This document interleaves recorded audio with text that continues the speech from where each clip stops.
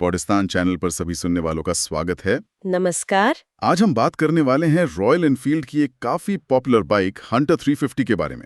हाँ, खास तौर पर इसके 2025 मॉडल में जो नया रंग आया है, ग्रेफाइट ग्रे, और जो दूसरे अपडेट्स हुए हैं उन पर। बिल्कुल। तो सवाल ये है कि क्या ये सिर्फ एक कॉस्मेटिक चेंज है, मतलब सिर्फ दिखने में नया है, या फिर हंटर 350 में कुछ और भी बदला है जिससे ये बाइक अब पहले से बेहतर हो गई है। इसी को समझने की कोशिश करेंगे आज। चलो तो सबसे पहले इसी नए रंग की बात करते हैं, ग्रेफाइट ग्रे। सुनने में तो सही लग रहा है। हाँ, बताया जा रहा है कि ये मैट फिनिश में है और इसमें थोड़े नियॉन पीले रंग के एक्सेंट है।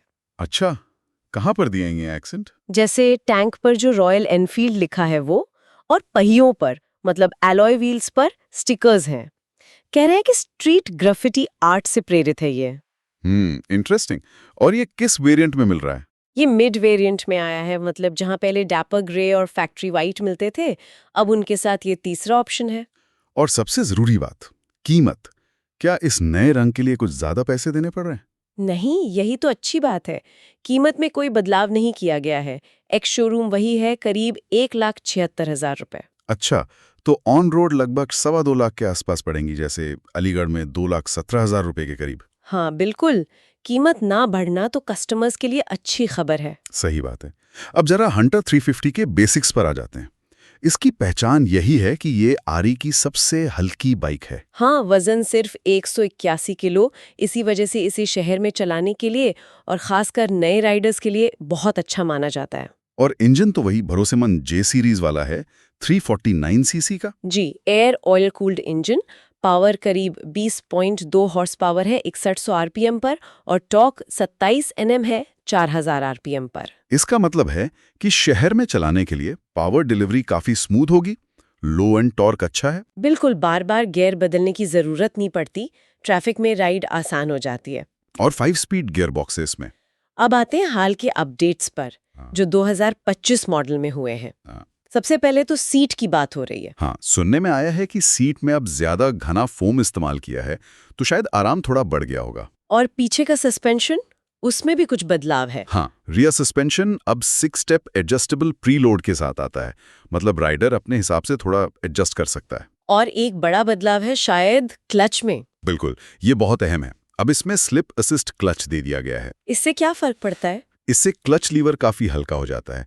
पहले कुछ लोगों को हंटर का क्लच थोड़ा भारी लगता था। अच्छा, हाँ, शहर के ट्रैफिक में तो क्लच हल्का होना बहुत मायने रखता है, तो ये तो बड़ा सुधार है। निश्चित रूप से, इससे राइडिंग काफी आसान हो जाएगी, खासकर बम्पर टू बम्पर ट्रैफिक में। और बेहतर सीट और एडजस्टेबल सस्पेंशन, ये दोनों मिलकर आराम तो बढ़ाएंगे ही। हाँ, खासकर अगर थोड़ी लंबी राइड करनी हो या सड़कें खराब हो। बाकी फीचर्स तो वैसे ही हैं शायद, जैसे LED headlamp, USB charging port. हाँ, वो सब स्टैंडर्ड है। ड्यूल चैनल एबीएस भी है, आगे 300 mm और पीछे 270 mm डिस्क ब्रेक के साथ। ट्रिपर नेविगेशन का ऑप्शन भी रहता है कुछ मॉडल्स में। हाँ, वो टॉप मॉडल्स में ऑप्शनल होता है। इंडिकेटर्स अभी भी हैलोजन ही है, लेकिन हैजर्ड लाइट फंक्शन के साथ आते हैं। एबीएस तो सेफ्टी के लिए बहुत जरूरी फीचर है। ब्रेक्स कैसे हैं इसके, मतलब परफॉर्मेंस वाइज? देखो, एबीएस तो है, लेकिन कुछ एक्सपीरियंस्ड राइडर्स का कहना है कि उन्हें ब्रेक में और ज्यादा बाइट चाहिए होती है। अच्छा, तो वो क्या करते हैं? कुछ लोग ब्रेक पैड्स अपग्रेड कर लेते हैं, जैसे वेस्रा के सिरेमिक पैड्स का जिक्र सुनने में आया है। उससे शायद ब्रेकिंग फील बेहतर हो जाता है। और एक चीज जो हंटर को खास बनाती है, वो है इसकी कम सीट हाइट। बिल्कुल, 790 mm है बस, क्लासिक या बुलेट के मुकाबले काफी कम है, तो कम हाइट वाले राइडर्स भी इसे आसानी से चला पाते हैं। ये तो बहुत बड़ा प्लस पॉइंट है इंडिया में। सही कहा। और एक और बात, इसका एग्जॉस्ट साउंड, काफी लोगों को बिना किसी मॉडिफिकेशन के ही इसकी आवाज बहुत पसंद आती है। मेलोडियस है। हाँ, वो तो है। आरई की बाइक्स की आवाज की अपनी पहचान है। अब जरा माइलेज पर बात कर लें। कंपनी कितना क्लेम करती है? ARI सर्टिफाइड माइलेज तो 36.2 किलोमीटर प्रति लीटर है। और असल में लोग कितना निकाल पा रहे हैं?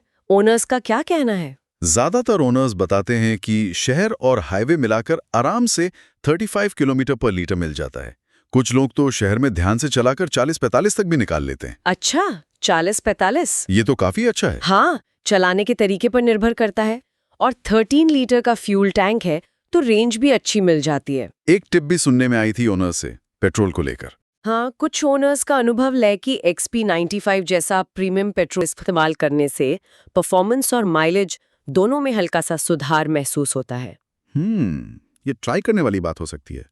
वैसे सब कुछ बढ़िया ही है या कुछ कमियां भी हैं? देखो, परफेक्ट तो कुछ नहीं होता। हैंडलिंग और शहर में चलाने में मजेदार होने की बात तो सब मानते हैं, लेकिन कुछ आम शिकायतें भी हैं, जैसे स्टॉक ब्रेक पैड शायद जल्दी घिस जाते हैं अच्छा, और सर्विस सेंटर का अनुभव हर जगह एक जैसा नहीं होता, वो थोड़ा मिला जुला हो सकता है। और एक छोटी सी बात, अगर बाइक गिर जाए तो गियर या ब्रेक लीवर थोड़े मुड़ सकते हैं, जिन्हें सीधा करवाना पड़ता है।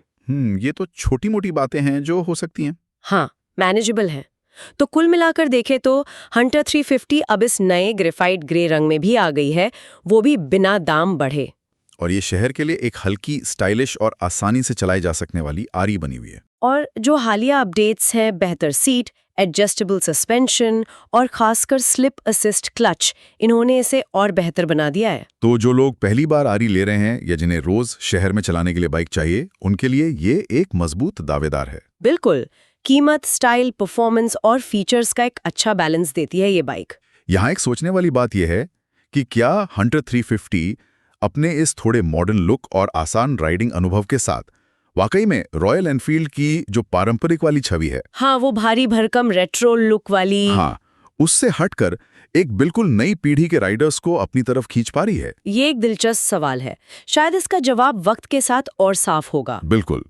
तो ये थी हमारी पड़ताल रॉयल एनफील्ड हंटर 350 के नए अवतार और अपडेट्स पर। उम्मीद है आपको ये जानकारी उपयोगी लगी होगी। अगर हाँ, तो पॉडकास्ट यूट्यूब चैनल को सब्सक्राइब करना ना भूलें।